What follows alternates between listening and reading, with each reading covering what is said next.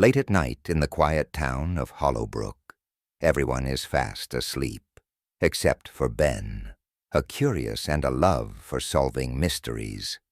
Lately there have been strange noises coming from the woods behind Ben's house, and every night at midnight, a loud thump echoes through the air. Ben's friends all say it's just the wind, but Ben isn't convinced. It sounds like a monster, he tells his little sister Lucy one evening. Lucy, with a wild imagination, gasps, "A monster! What if it comes to our house?" That night, determined to find out what's causing the noise, Ben grabs his flashlight, notebook, and his trusty backpack filled with snacks. Lucy insists on coming along, even though Ben tells her it could be dangerous. As they sneak out into the dark woods, the air feels colder than usual. The trees cast long, eerie shadows, and the only sound is the crunch of leaves under their feet.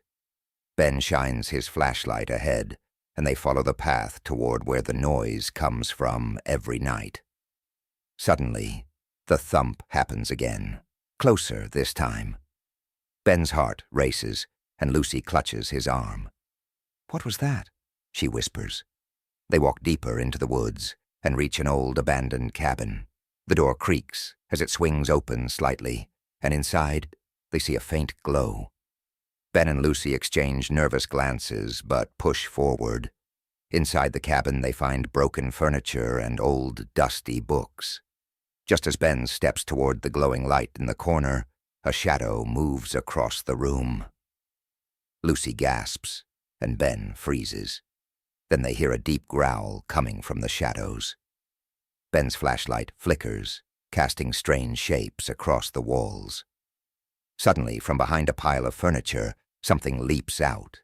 It's a large, furry creature with glowing red eyes. Lucy screams, and Ben's heart jumps into his throat. The monster roars, and they sprint out of the cabin as fast as they can.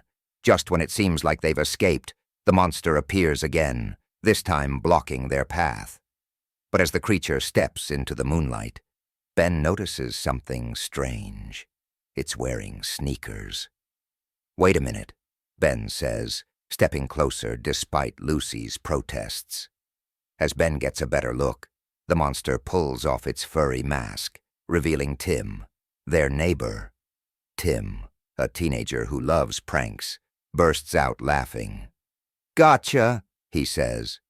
Ben and Lucy stare at him, half relieved, half annoyed.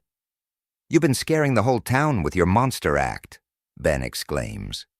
Tim grins. "Yeah, I thought it'd be funny, but I didn't think anyone would actually come out here to investigate." Ben rolls his eyes, but laughs along. "Well, you got us good, but you shouldn't go around scaring people like that. Someone could get hurt." Lucy, still recovering from the scare, adds, "And it wasn't very nice." Tim nods, feeling a bit guilty. "You're right. No more monster pranks, I promise."